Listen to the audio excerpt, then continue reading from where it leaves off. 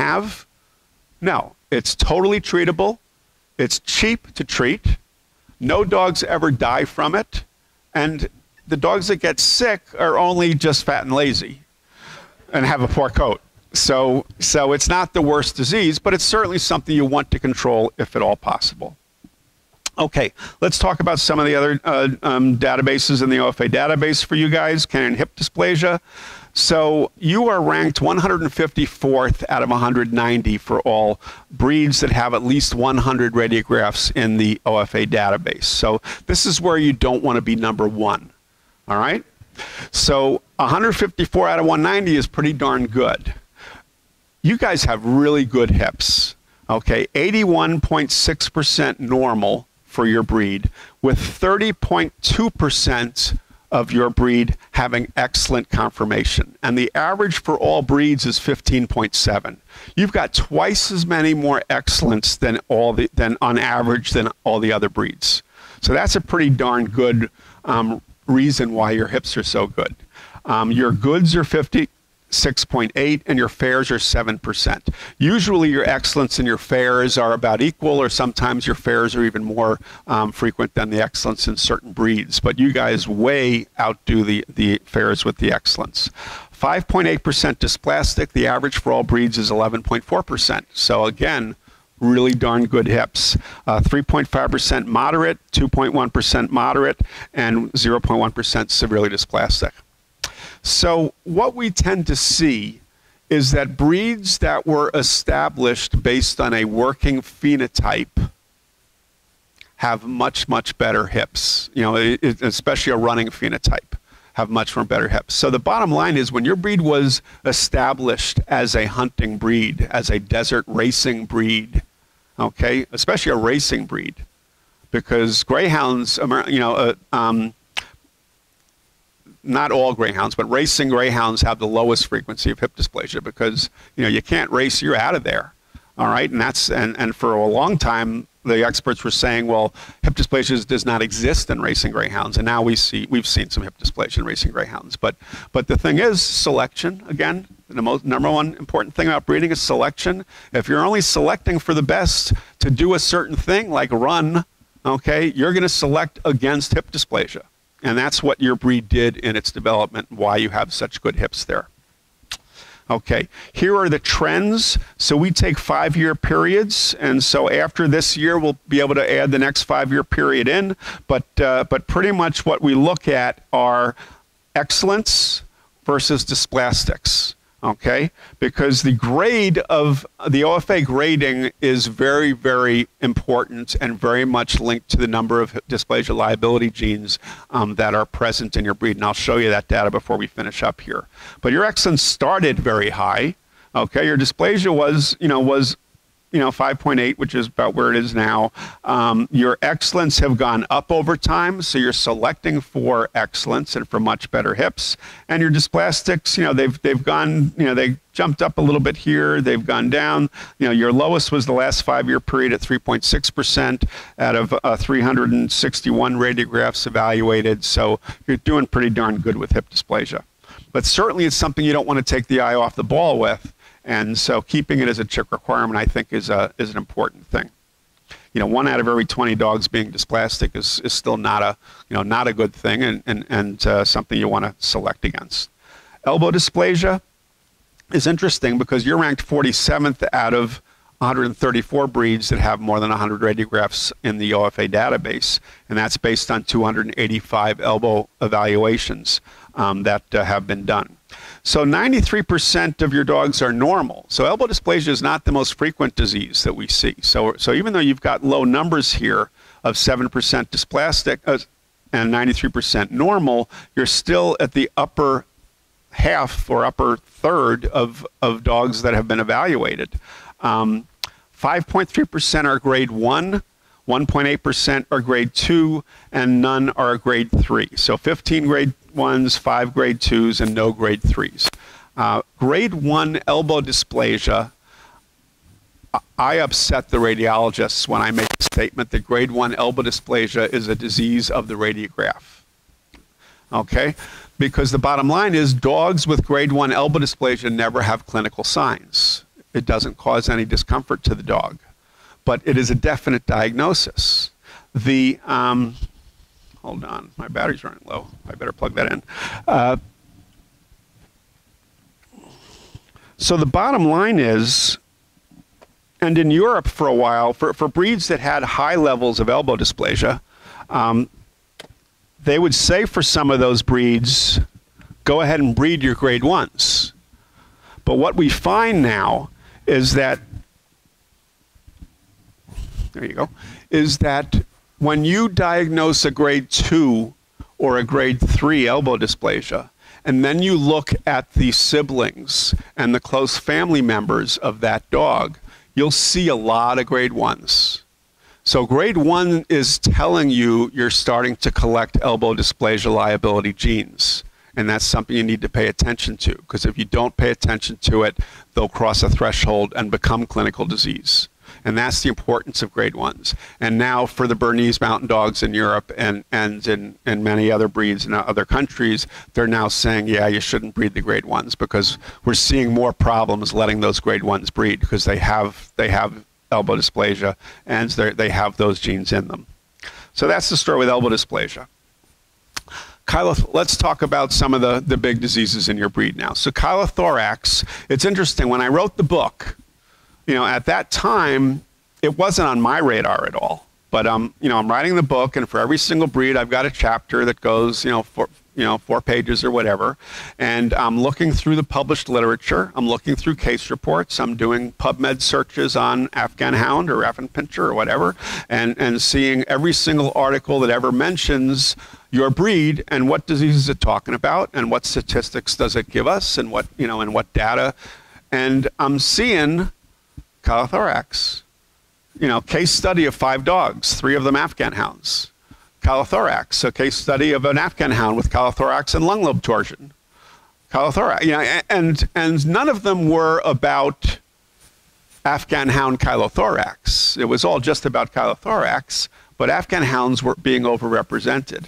And so and it stuck in my mind too, because at that point I'd been a vet for 30 years, and so all the diseases that I'm finding in the different breeds, I'm going like, yeah, I know that. You know, that makes sense, because it's what I've seen.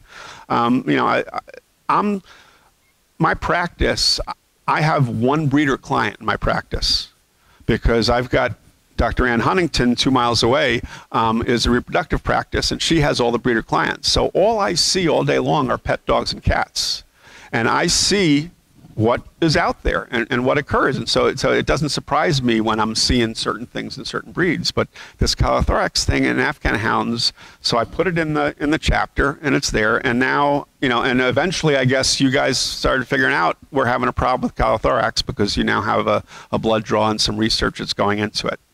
So let's talk about what it is. It's a spontaneous filling of the chest cavity with chyle, a white-colored high-protein fluid. It's kind of milky, you know, milky colored. And your breed is the most frequent breed affected, and in all of the reported cases, 1/3 of all the reported cases are Afghan hounds. All right, so there's obviously a genetic predisposition to it in that regard. It can also cause the fluid, the chest filling up with fluid. Lungs are filled with air, so lungs float. Okay, and when the chest fills up with fluid, these lungs are floating around in there, and your dogs are dancing around and running and flipping around and stuff. And when it's filled with fluid, those lungs can twist, and you get lung lobe torsion.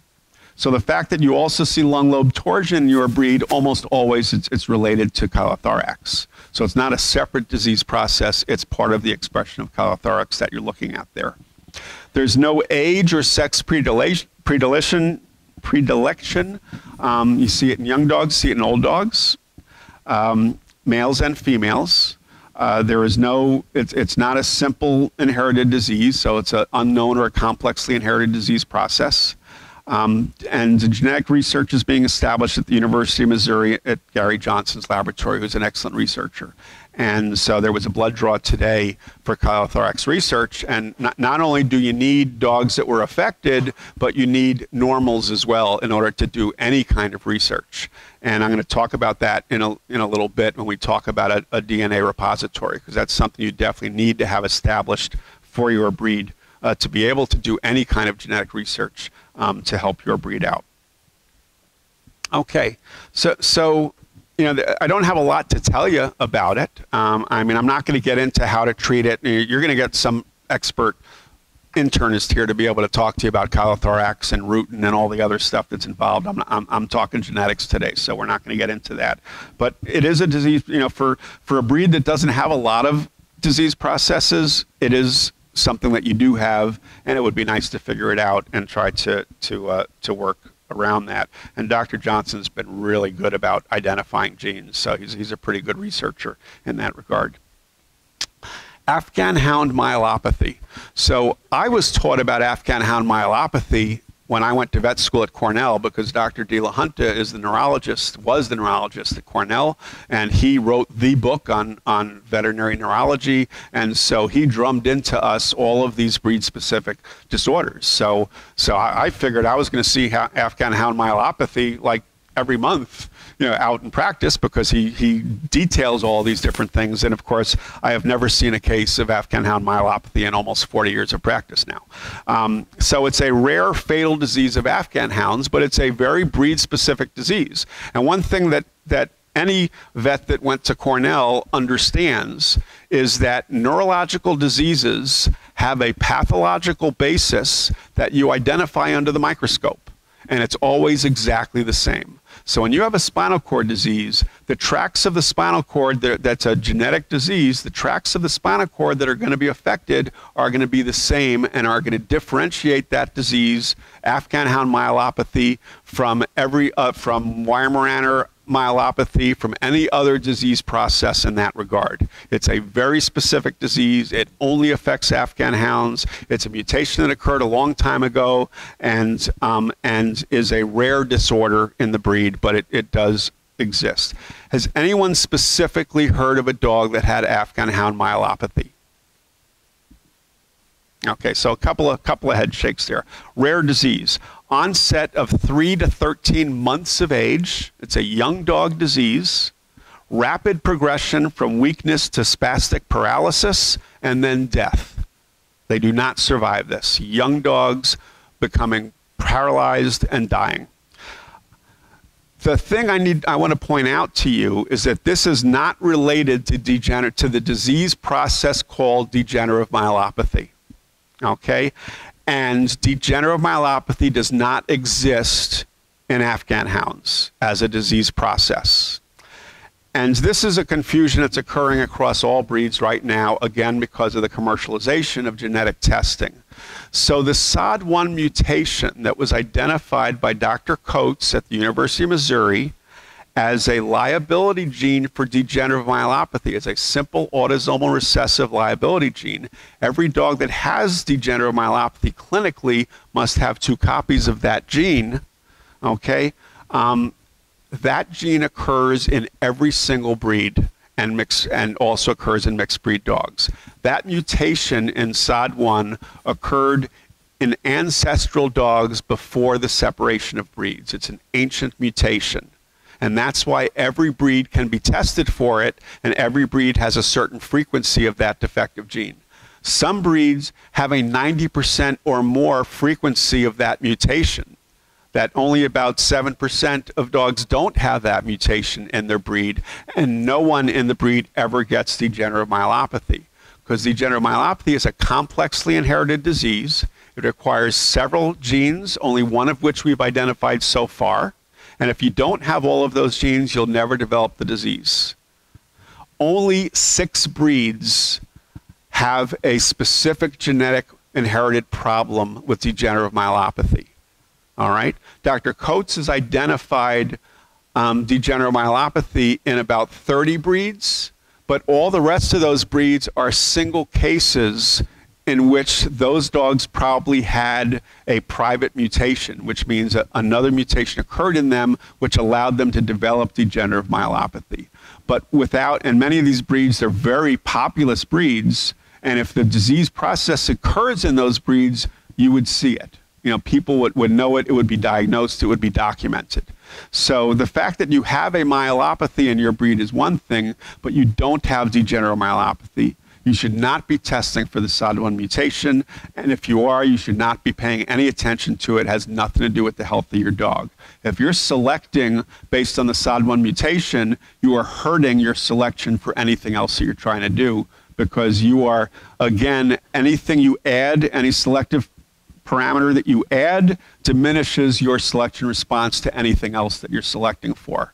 So selecting for a SOD1 mutation or selecting for a low inbreeding coefficient based on the molecular geneticists are telling you is wasting your time and worsening your ability to actually select for what you want to select for. You have a question? Ridgebacks are. Borzoi might. I don't have them memorized off the top of my head, but they are in the published, in the published literature from Missouri, and you can see which ones. Now they have a lot of them there, but there's like, there's like 2 pugs. There's there's some breeds where it's questionable whether it's a breed ride problem or whether it's just a private mutation. But the breeds that we do know of, the shepherds, the boxers, the Chessies, Ridgebacks, Pembrokes, and Cardigans. Those are your breeds where there's significant frequencies within those breeds as a breed-wide problem that those breeders need to be paying attention to it. Okay. All right. So not a lot of diseases to talk about with you guys. So in the final 20 minutes here, I'm going to talk about 2025. It's probably going to be about that. I'm going to talk a little bit about breeding and how we utilize our means to breed away from disorders and things. And by the way, we are recording this because I present way too much data for it to shoot over your head and for you to get all of this stuff. So this way you'll be able to put it on slow motion and watch it a couple of times and get all the things that I'm trying to get across to you. But so let's talk a little bit about breeding, because most of the issues that we have that are genetic diseases are either what we call complexly inherited or undetermined mode of inheritance, but it's not going to be a simple mode of inheritance. And so we're going to talk about how to control all the different modes of inheritance that we deal with. But first, let's talk about responsibility. So the dictionary definition of responsibility is duty, obligation, and burden. All right, that's the definition of responsibility. So the question is, what is the obligation for breeders to do genetic screening? What is our responsibility if we're creating life to do genetic screening and genetic testing? Breeders are the custodians of their breeds and their gene pool. As a veterinarian, I take an oath, above all, do no harm. Physicians take that oath as well, the Hippocratic Oath. So as breeders, what kind of oath do you need to take? Above all, do no harm, for things that you can actually control if you paid attention to them. So you need to use genetic tests and genetic screening for the best interests of your breed. What is the expectation of the general public? So one day I Google image. I do Google image a lot to try to get pictures to go along with what I'm saying, and this was one of the pictures that came up with under general public, and I have no idea why that was there. But at any rate, the expectation of the general public is that that quality control for genetic diseases being done by all breeders. That if you're a breeder, this is what you do as a breeder. And so we need to fulfill the expectations of the public that we are actually selecting for health and doing genetic screening. It's the ethical responsibility and obligation of all breeders to perform the available, required pre-breeding genetic health tests on prospective breeding stock prior to any breeding. So the required pre-breeding health tests in your breed are hips, eyes, and thyroid. Okay, but that's the basic. Okay, what you really need to do is have a pre-breeding health examination by your veterinarian and talk about what diseases and disorders that are inherited are occurring in your dogs. Because as I said, allergies are the #1 genetic disease that we deal with. And a lot of diseases, if there's just because heart disease isn't a big thing in your breed doesn't mean that you should have a heart, not saying a boarded cardiologist and an echocardiogram, but your vet should at least listen to your dog's heart and, if there's a murmur there or not, because that's something that's important to know. So a basic exam of all of the systems to say this dog is healthy and that we don't have at least an expectation that this dog is affected with something that can be passed on. The OFA, one of our mottos is health tested parents for healthier puppies. And that's the only way you improve the health of breeds, is health testing your parents, is breeding healthy parents to produce healthier puppies. That is your leverage. That is your selection to be able to produce healthier dogs. All genetic disease cannot be prevented. However, we have the knowledge and the tools to improve the genetic health of puppies. Who is a reputable breeder? Okay. One that does genetic testing and genetic screening. If not, find a different hobby or profession, because you're not doing a good job as a breeder if you're not looking at the health of the dogs that you're breeding. And that's the bottom line. If you want to be a breeder, that's great. If you're not going to test and do genetic screening, then you need to find something else to do, because you're not doing a good job at it. Many health tests can be performed during an examination with your veterinarian or obtained inexpensively at local health screening clinics. So there's, a lot of dog clubs, more of your all-breed regional clubs will set up health screening clinics. Some of them are purebred clubs. It depends on the clubs, where they'll get in a cardiologist, an ophthalmologist.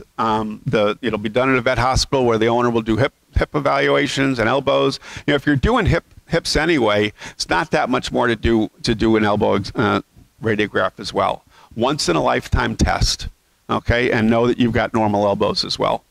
Even though it's a lower frequency disease in your breed, it is something that you should be paying attention to. On the OFA website, you can look up clinics that we have a list there, but it's not the most robust one. But I'll tell you that if you want to know where the health clinics are, cavalierhealth.org does an amazing job at listing every single health clinic in America and in Canada. And it lists them by date, it lists them by location, and if you run over with your, this is just a, and this is in your handout, but but if you roll over it on the website, the heart there, it'll tell you who's doing the evaluation, what the cost is. Are they doing auscultation? Are they doing echoes? What are the costs?